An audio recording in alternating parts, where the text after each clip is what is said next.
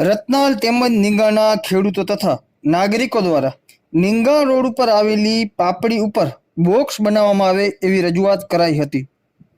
રતનાલ ગામના ખેડૂતો મોજે નીંગાણ તારીખ અંજારના સીમ વિસ્તારમાં ખેતીની જમીન ધરાવે છે। નીંગાણ ગામના નાગરિકોને સતત રતનાલ તરફ અવર જવર રહેતી હોય છે। ઉપરાંત રતનાલથી નીંગાણ રોડ ઉપર આશાપુરા માતાજીનું મંદિર પણ આવેલ છે, જે રતનાલ તેમજ નીંગાણ ગામનું આસ્થાનું કેન્દ્ર છે। તેથી તે જગ્યાએ સતત બહેનો, દીકરીઓ, બાળકો તથા વૃદ્ધોની અવર જવર રહેતી હોય છે। ઉપરાંત નીંગાણ ગામના 70 થી 100 જેટલા વિદ્યાર્થીઓ રતનાલ હાઈસ્કૂલ તેમજ આરટીઆઈમાં અભ્યાસ માટે રોજ અવર જવર પણ કરે છે, જે પાપડીમાં પાણી ભરાઈ રહ્યું હોવાથી તેમને છેલ્લા 5 થી 6 દિવસથી અભ્યાસ માટે જઈ શકતા નથી તેવી પરિસ્થિતિ આવીને ઊભી રહી છે।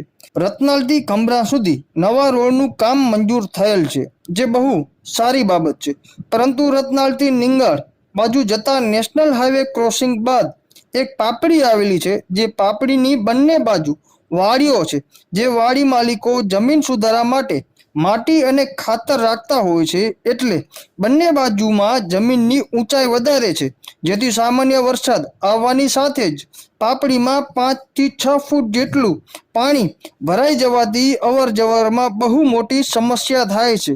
નાના વાહનો, ટુ વ્હીલરો નીકળી શકતા નથી। છેલ્લા ચોમાસામાં વધારે વરસાદ થતાં 5 દિવસ સુધી નાના મોટા વાહનો પસાર થઈ શક્યા નથી અને ઘણા નાના અકસ્માતો પણ થયેલા છે। તે અત્યંત ગંભીર બાબત છે। ચોમાસાની સિઝનમાં વડીલો, બાળકોને માં આશાપુરા મંદિરે જવું હોય તો ખૂબ જ સમસ્યાનો સામનો કરવો પડે છે તથા ખેડૂતો ગામમાં અથવા ખેતરે ફસાઈ જાય છે।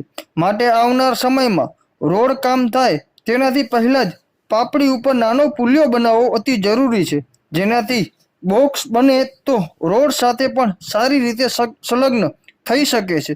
માટે આપ સાહેબશ્રીને નમ્ર નિવેદન સાથે રજૂઆત કરાઈ હતી કે સમયસર રોડ કામથી પહેલા પાપડીનું કામ પૂર્ણ કરવામાં આવે, તેથી લોકોને અવર જવર કરવામાં કોઈ મુશ્કેલીનો સામનો ના કરવો પડે।